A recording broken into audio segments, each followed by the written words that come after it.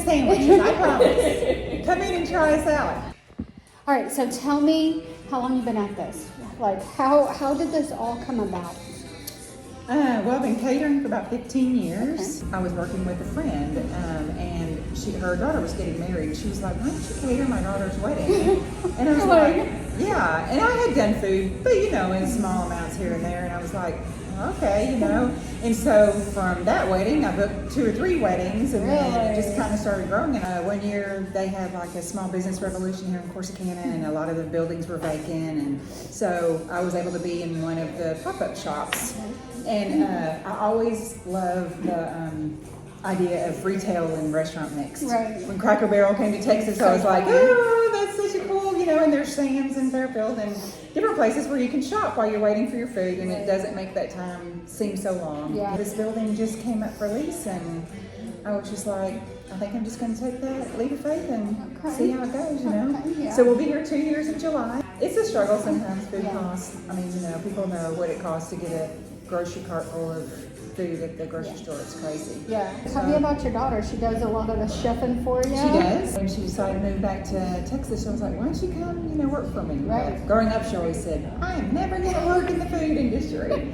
But she's worked at some cool places. She's worked at some fast food places, but she worked for a she worked for a brain institute for people that have brain injuries. Really? So she did cooking for them. That's cool. So so that was planning from A to Z, really. I mean, shopping, everything else too. Going to a food pantry and having to budget, plan all of the meals out for the week. And wow. It was a lot. But it was a lot of fun. Yeah. And being gluten-free, we are really good about not cross-contaminating things.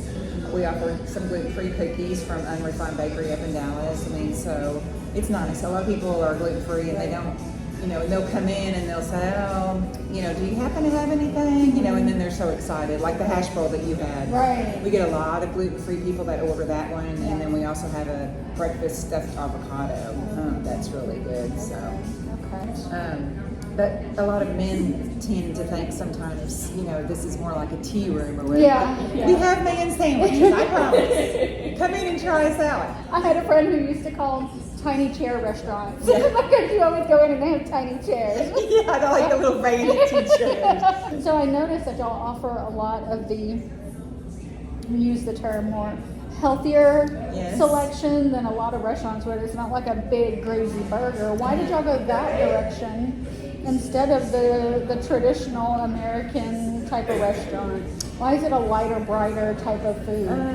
So in April of 2020, I started a health program. Okay. So I lost 130 pounds. Nice, congrats. Yes, thank you. Wow, thank you. That's fabulous. But not during losing all the weight, I learned a lot of things about myself. I had always wanted to do this, but I was always so scared and really didn't lack the confidence to think about being able to do it. And so doing all of that, when I became like a health coach and I started helping people become healthy too, I was like, I had that guilty feel. I mean, like I couldn't have turned my life around like that and then decided to help other people and open up a restaurant that served nothing but burgers and fries. I just couldn't do it, and I thought that's almost self-contradicting to it, Yeah. So, like I said, we do offer some of those, the pepperoni and the salami and the ham and the stuff, But I had a lot of, people, friends, people I never knew before that I became friends with that I've really helped,